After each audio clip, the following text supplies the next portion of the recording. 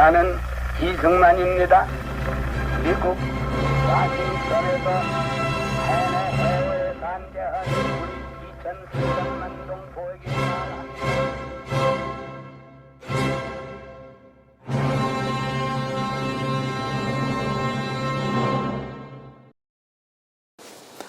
여러분 안녕하십니까?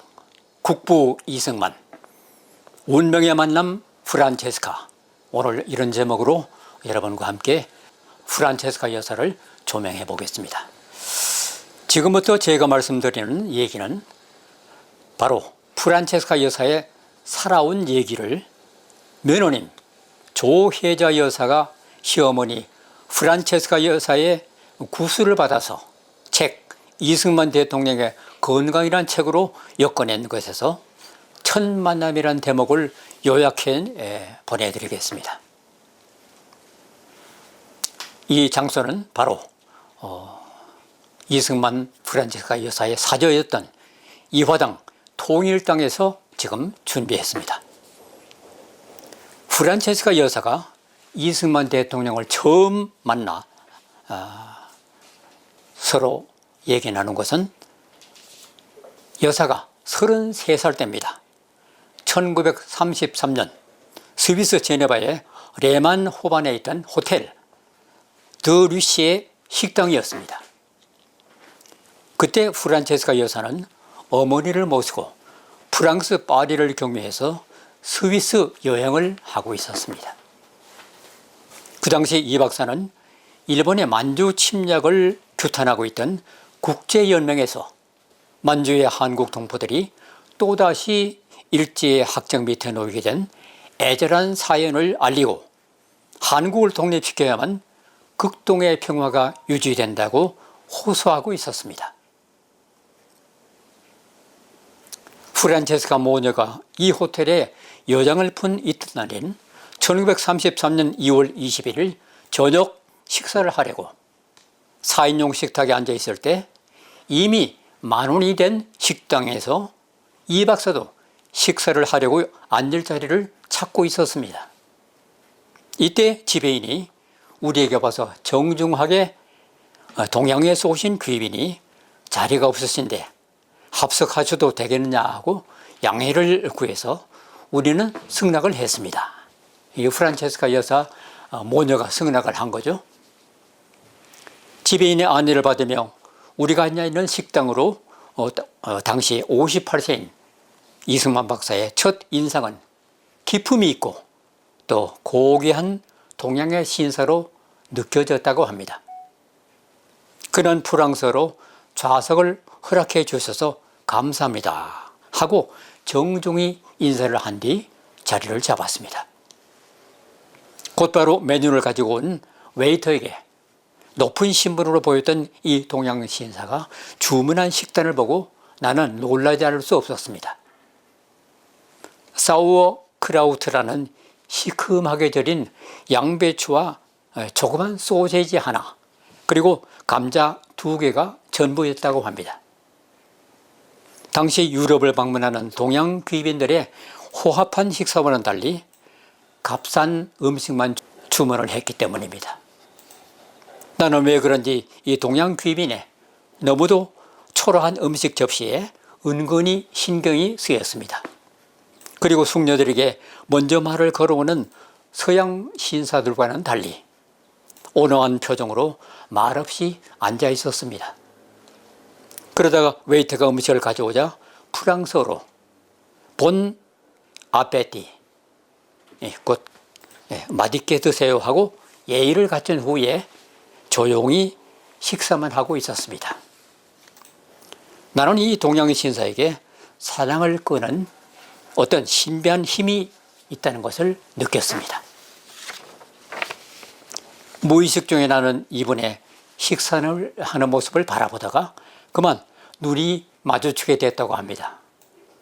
무안에서 미소를 머금고 동양의 어느 나라에서 오셨느냐고 물었습니다. 그분은 힘있게 코리아라고 대답을 했다 합니다. 젊은 프란체스카 여사가 33살 때 57세였던 이승만 박사를 만났을 때 참 드라마틱한 그런 물론 나라 독립을 위해서 갔던 이스만 박사가 유럽에서 스위스에서 프란체스카 여사와 만나면 운명적인 것이었죠. 아주 대만원인 러시아 식당에 들어가서 대기를 하고 있는데 지배인이 프란체스카 33살 그런데 자신의 어머니와 함께 식사를 하는데 자리가 좀 여유가 있기 때문에 매니저가 와서 Excuse me 이렇게 동양 신산물이 있는데 자리가 부족하기 때문에 합석이 가능하겠느냐 뭐 괜찮다는 그런 반응을 받고 이수만 박사가 합석을 하게 됐지 않습니까? 어디서 오셨습니까? 하니까 이수만 박사가 From Korea 한국, 대한민국 이렇게 얘기를 했겠죠. 그러니까 좀 본인도 어색했기 때문에 프란체스카 여사가 공부를 많이 했고 속기 기록까지 통역 기록까지 아주 재주가 뛰어난 정말 좋은 집안의 셋째 딸이었거든요. 사업가로서 앞으로 가업을 이어받을 그럴 위치에 있었기 때문에 굉장히 빨랐습니다. 그래서 독서클럽에서 자기가 얘기 들었던 금강산 그리고 양반이라고 하죠. 이렇게 질문하니까 이승만 박사가 대단한 여성이로구나 이런 인상을 받았겠죠. 그러나 첫인상 서로 주고받는 그 눈길이 아마 상당히 인상 깊었지 않았겠는가. 프란체스카 여사는 이스만 대통령으로부터 우리말 사랑이라는 아름다운 한국말에 대한 낭만적인 그런 얘기도 배웠습니다. 그만큼 두 분이 의미 깊은 서양 여성과 동양 남성 그러니까 한 사람의 독립운동가 우선 이 남녀 관계에 있어서 프란체스카 여사가 먼저 이수만 박사를 상당히 좋아했던 것 같아요. 그날 식사를 마치고 기자들의 전화를 받고 그리고 보도된 걸 보기 때문에 도량지의 기사를 보니까 그렇게 좋거든요. 놀래서 프란체스카 여사가 그 기사를 신문을 그 호텔 룸에다가 좀 전해달라는 그래서 그걸 받았습니다. 이 박사가 받고 고마워서 이거 누군가 찾아서 고맙다는 걸 전했는데 또 다른 기사도 넣어주기 때문에 그런 것이 인연이 돼서 데이트가 시작이 됐고 사실 이수만 박사가 굉장히 급한 분이었어요. 일상 성품을 보면은 아주 급한 부분이 많았습니다. 왜냐하면은 미국의 두 분이 사실 적에 이 박사께서 운전을 하시고 옆자리에 프란체스카 여사가 그러면 스피드를 내면은 프란체스카 여사가 이 박사 손을 잡고 좀 천천히 가자고 그러면 그래도 막 달리는 거예요. 그런데 경찰한테 포착이 돼가지고 경찰이 따라오는데 경찰이 못 따라와요. 어떻게 세게 드라이브를 하든지 그만큼 한때 그때만 하더라도 상당히 젊었던 시절이었겠죠. 그런데 한국에서도 이렇게 건국이 되고 경무대 시절에도 이 박사께서 조금 화가 나시면은 프란체스카가 슬쩍 자리를 피했다고 그럽니다. 그리고 화가 풀리면은 슬쩍 이렇게 나타난다든지 그만큼 남편 이승만 박사를 섬기는 데는 그렇게 지극히 섬긴 그 모습이 동양 여성보다 더 했다라는 그런 흔적이 많이 남아 있습니다. 프란체스카 여사가 그렇게 검소했다는데 사실입니까? 아유, 말도 못하게 검소하셨죠. 네. 그래가지고 또 어머님이 가계부를 쓰게 하셨어요. 그런데 그 가계부를 또 보름마다 이 검사를 하시는 거예요. 체크해요? 검사. 검사. 다 그래가지고 이렇게 좀 아껴야 된다 하면은 또 그걸 이렇게 하고.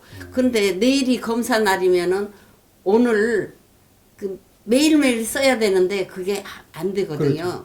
그렇죠. 그러니까 한꺼번에. 한꺼번에 이제 막 내일 검사한다면 오늘 날밤 새가지고 그거를 하는데 이제 생각 안 나는 거는 어머님이 다른 데는 다 제가 모시고 다니는데 그 저 중부시장에 예, 예. 건어물 파는 데는 어머님이 냄새를 싫어하세요. 아. 그 건어물 냄새를.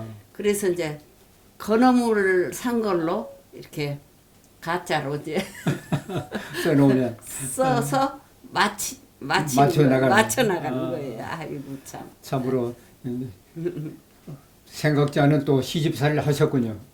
보통 10살이 넘죠. 예. 그리고 이제 또 한 가지는 어머님한테 제일 어려운 시집살이는 뭐냐면 또 우리 이인수 박사가 예.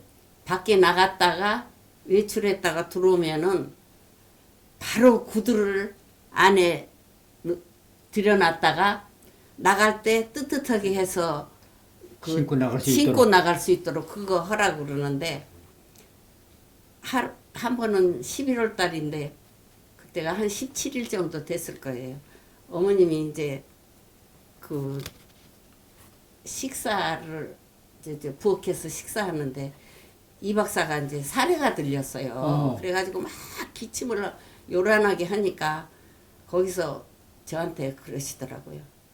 내가 네 신랑 네 남편 구두를 그 외출해서 들어오면은 들여놨다가 나갈 때 뜨뜻하게 해서 구두를 내주라고 했는데 이달 들어서 네가 17번을 안 들여놓더니 네 남편 감기 걸렸구나 그러시더라고요. 숫자를 세고 계셨군요. 예, 아이 그 뭐 어머님 그 저기 경대 앞에 발을 정자 이거 해놓은 거에 뭔 줄을 이제 그때 알았어요. 네. 그래서 너무 이제 저 야단을 맞고 나니까 속이 상하더라고요. 그래서 저 침대에 들어 넣어가지고 제가 이제 데모를 했어요. 예. 어머님이 이제 이렇게 와서 들여다봐도 제가 어머님이 오시면 얼른 일어나서 어머님 맞이하는데 그날은 이제 저 화났습니다 하는 걸 표시하느라고 이렇게 데모를 거기서 했는데 이 박사가 이제 한참 있다가 이제 이 박사가 이제 들어오더니 문 열고 이제 듣는데 안 보는 척하고 이렇게 봤어요. 안 보는 척하면서 네. 이렇게 봤더니 뭐가 손에 뭘 까만 걸 들고 들어요. 이렇게 네. 보니까 나 야단 안 맞게 하려고 자기 구두를 자기가 슬쩍 들고 들어오더라고요. 그래가지고 그러면 그렇지. 어머님 그래봤자 우리 신랑이 나 야단 안 맞게 하려고 이렇게 하는데 하는데요. 예, 그래, 네. 정말 한국인이 아니시면서 한국인보다 더 엄한 예. 그런 예절과 네. 또 우리의 그런 여러 가지 습성 네. 이런 걸 또 다 꿰차고 계셨군요. 네. 예. 그런데 한 번은요, 어머님 저 옷을 좀 사야 되겠는데요. 그러면은 어머님이 자기 옷 중에서 제일 그 새 거, 예. 좋은 거를 저를 주세요. 예. 야, 이거 너한테 맞을 거니까 좀 입어봐라. 그런데 이제 어머님은 옷이 이제 컬러가 이렇게 크다든가 좀 마음에 덜 들기 때문에 이제 요 아래 그 저 옷 수선집이 있었어요. 네네. 옷을 수선하는 집. 근데 이제 거기 가서 이제 그 컬러 같은 거 이제 이렇게 고쳐 입고 그랬거든요. 근데 한 번은 그 옷 수선하는 아주머니가 동네 아주머니한테 저 새댁이 누군지는 뭐 제가 이제 거기 가서 이렇게 나오는데 저 새댁이 누군지는 모르겠는데 맨날 구호물자만 갖고 와서 고쳐 입는다고. 그러니까 아유 그런 소리 말라고 저 양반이 이승만 대통령 며느리라고 그러니까 아유 그래요. 근데 어떻게 그렇게 구호물자만 갖다 고쳐 입냐고. 그리고 이제 또 어머님이 그 얼마나 그 돈을 아껴 오셨냐면은 그 어머님 치아가 엉망이셨어요. 그러죠. 네, 그래서 이제 그 틀니를 하시려고 어머님이 느닷없이 돈을 한 그 당시에 한 3,000불을 내놓으시더라고요. 한 3,000불을 내놓으시면서 야 이걸로 응? 내가 의치를 해야 되겠다고. 네, 이제 틀리 하셔야 되겠다고. 그러니까 내가 어머님한테 아니 어머님 그 나는 틀리 하는데도 모르고 치과도 안 가봤다고 그러면서 아이 거기서 하고 오시지 그랬냐. 근데 무슨 소리냐.